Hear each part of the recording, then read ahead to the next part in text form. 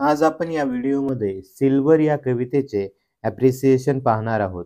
Title या कवितेचे title आहे सिल्वर. पोएट ही कविता वॉल्टर डी ला मेर यांनी लिहिलेली आहे.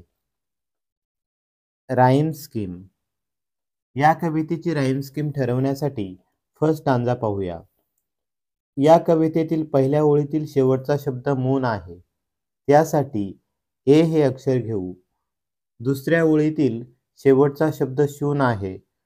तो पहिल्या ओळीतील मून या शब्दाशी यमक जुळतो. मून शून, म्हणून मूनसाठी वापरलेले ए हेच अक्षर शूनसाठी घेऊ.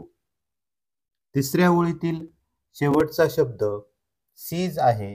हा वरील दोन्ही शब्दांशी यमक जुळत नसल्यामुळे त्यासाठी बी हे अक्षर घेऊ. त्यानंतर चौथ्या ओळीतील शेवटचा शब्द ट्रीज हा सीजशी यमक जुळतो. ट्रीज सीज, म्हणून सीजसाठी वापरलेले बी हेच अक्षर ट्रीजसाठी वापरू. अशा प्रकारे ए A B B he rhyme scheme तयार होईल. म्हणून या कवितेची rhyme scheme A A B बी ही आहे. Figure of speech. Alliteration. Slowly, silently now the moon walks the night in her silver shoon.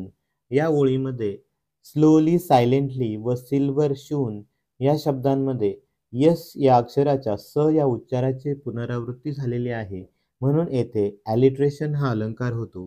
तसेच silver fruit upon silver trees या ओळींमध्ये silver हा शब्द रिपीट झालेला आहे. म्हणून येथे रिपिटेशन हा अलंकार होतो.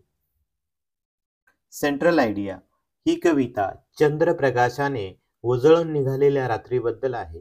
कवितेमध्ये चंद्रप्रकाशामुळे प्रत्येक गोष्ट चंदेरी रंगाची दिसते. फळे, झाडे, खिडक्या, दारे, छप्पर, कुत्र्याचे घर, कुत्रा, खुराडे, कबूतर, उंदीर, मासे, वेळू, ओढा आणि जिथे जिथे चंद्रप्रकाश पोहोचला आहे ते सर्व चंदेरी झालेले आहेत. The poem is about a moonlit night. Everything appears silver in the poem because of the silver moonlight. The fruits, trees, casements, thatch, kennel, dog, coat, doves, mouse, fish, reeds, stream, and wherever moonlight has reached, all have become silvery.